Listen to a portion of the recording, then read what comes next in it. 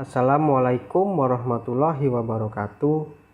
Perkenalkan, nama saya Indra Tiara Saputra dari kelas Sistem Informasi Reguler 6A 2018. Di sini saya akan menjelaskan tentang material requirement planning. Pengertian: netting, perhitungan kebutuhan bersih. Sebuah proses perhitungan kebutuhan bersih untuk setiap periode selama horizon perencanaan. Loading, kuantitas pesanan. Sebuah proses penentuan besarnya ukuran jumlah pesanan yang optimal untuk sebuah item berdasarkan kebutuhan bersih yang dihasilkan. Latihan netting. Dari peramalan diketahui permintaan independen dari pelanggan akan dilakukan pada bulan 1 sebesar 15, bulan 2 sebesar 10, bulan 3 sebesar 40, bulan 4 sebesar 35, bulan 5 sebesar 15, bulan 6 sebesar 15, bulan 7 sebesar 5, bulan 8 sebesar 18. Sementara persediaan produk di gudang sebesar 25.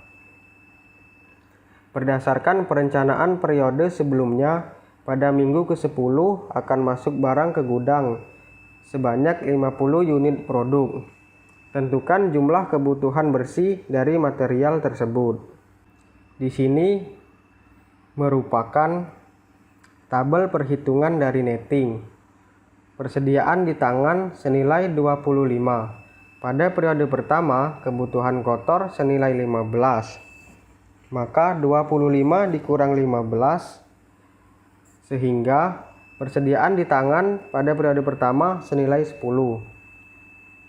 Pada periode kedua, kebutuhan kotor senilai 10, maka 10 dikurang 10 sehingga persediaan di tangan pada periode kedua senilai 0. Pada periode ketiga, kebutuhan kotor senilai 40. Jadwal penerimaan persediaan senilai 50. Maka 50 dikurang 40 sehingga persediaan di tangan pada periode ketiga senilai 10. Pada periode keempat, kebutuhan kotor senilai 35. Sehingga 35 dikurang 0 sama dengan 25. Dan 25 masuk ke kebutuhan bersih sehingga persediaan pada periode keempat senilai 0. Pada periode kelima kita sudah tidak memiliki persediaan di tangan sehingga pada periode kelima dan periode ke-8 persediaan di tangan senilai 0. Maka kebutuhan kotor mengikuti kebutuhan bersih. Pada periode kelima kebutuhan kotor senilai 15, kebutuhan bersih senilai 15. Pada periode ke-6, kebutuhan kotor senilai 15, kebutuhan bersih senilai 15. Pada periode ke-7, kebutuhan kotor senilai 5, kebutuhan bersih senilai 5. Pada periode ke-8, kebutuhan kotor senilai 18, kebutuhan bersih senilai 18. Kebutuhan bersih dari material tersebut adalah 25 ditambah 15 ditambah 15 ditambah 5 ditambah 18 sama dengan 78. Selanjutnya metode loading load for load. Di sini memiliki perkiraan load sebesar 150. Tapi di sini perkiraan tersebut tidak digunakan. Pada periode pertama, kebutuhan bersih senilai 10, ukuran load senilai 10, dan persediaan senilai 0. Dan pada periode kedua sampai periode ke-12, kebutuhan bersih dan ukuran load bernilai sama, juga persediaan selalu bernilai 0.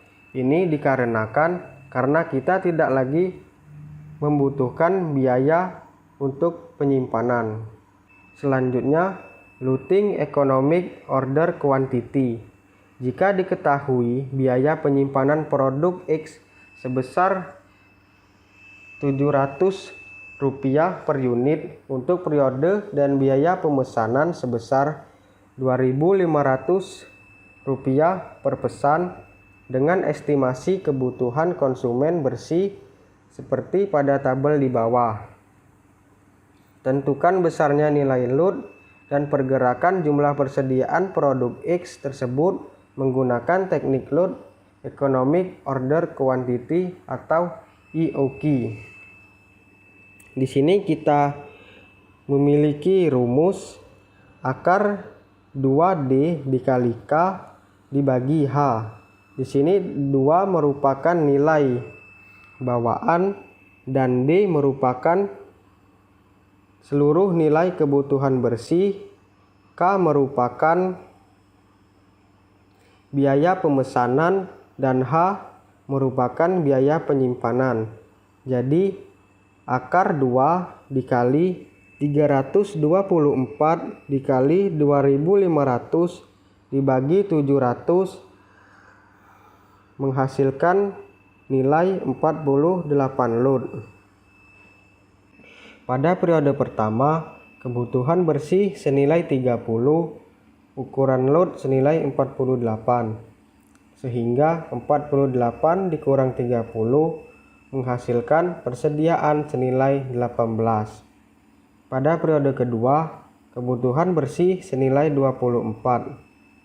Karena persediaan kurang dari kebutuhan bersih, maka menambahkan nilai lot sebesar 48. 48 ditambah 18 dikurang 24 menghasilkan persediaan senilai 42. Pada periode ketiga, kebutuhan bersih senilai 0. Maka 42 dikurang 0 menghasilkan persediaan senilai 42. Pada periode keempat, kebutuhan bersih senilai 28. Maka 42 dikurang 28 menghasilkan persediaan senilai 14. Pada periode kelima, kebutuhan bersih senilai 54. Karena persediaan kurang dari 54, maka menambahkan nilai lot sebesar 48. 48 ditambah 14 dikurang 54 menghasilkan persediaan senilai 8. Pada periode keenam, kebutuhan bersih senilai 23.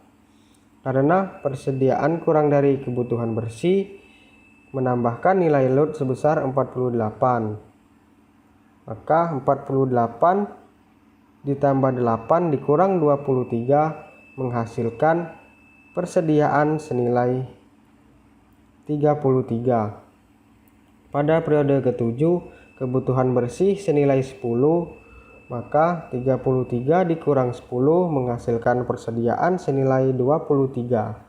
Pada periode ke-8, kebutuhan bersih senilai 15. Maka 23 dikurang 15 menghasilkan persediaan senilai 23. Pada periode ke-9, kebutuhan bersih senilai 29. Karena persediaan kurang dari kebutuhan bersih, maka menambahkan nilai lot sebesar 48. Sehingga 48 ditambah 8 dikurang 29 menghasilkan persediaan senilai 27. Pada periode ke-10, kebutuhan bersih senilai 45.